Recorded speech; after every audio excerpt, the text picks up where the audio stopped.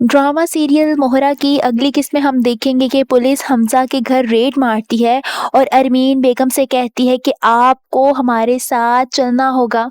आपको हमजा साहब के गोदाम में आग लगाने के जुर्म में गिरफ्तार किया जाता है।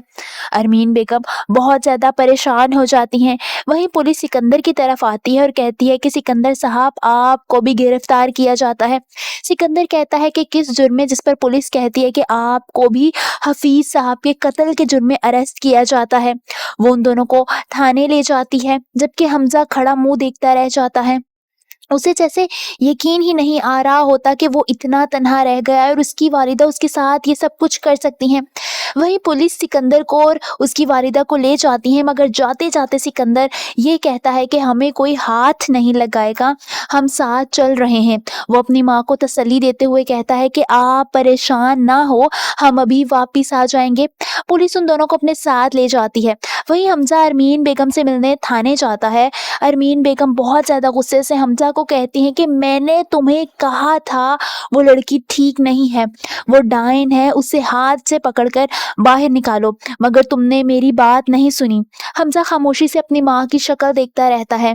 उसके पास कहने को एक लफ्ज़ नहीं होता, क्योंकि उसके साथ जो हुआ होता है वो भी बहुत बुरा हुआ होता है। ये उसके लिए बहुत बड़ा सदमा होता है कि उसकी माँ ने उसके साथ धोखा किया और वहीं अलीज़े भी उसको धोखा देती रही। उसको समझ नहीं आ रहा होता है कि कौन सा गम ज़्यादा बड़ा है। दूसरी तरफ अलीज़े हमजा से कहती है कि आपने मोहब्बत को चुना और मैंने नफ़रत को चुना। एक तरफ आपकी मोहब्बत थी और दूसरी तरफ बदले की आग। इस कशमकश में मुझे समझ ही नहीं आया कि मैं मोहब्बत को चुनूँ या बदले को।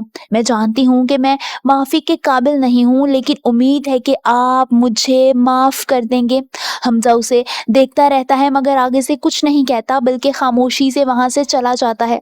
अलीज़े को हमजा की खामोशी बहुत ज़्यादा चुभने लगती है, क्योंकि उसके दिल में डर होता है कि अगर हमजा ने उसे माफ़ ना किया तो।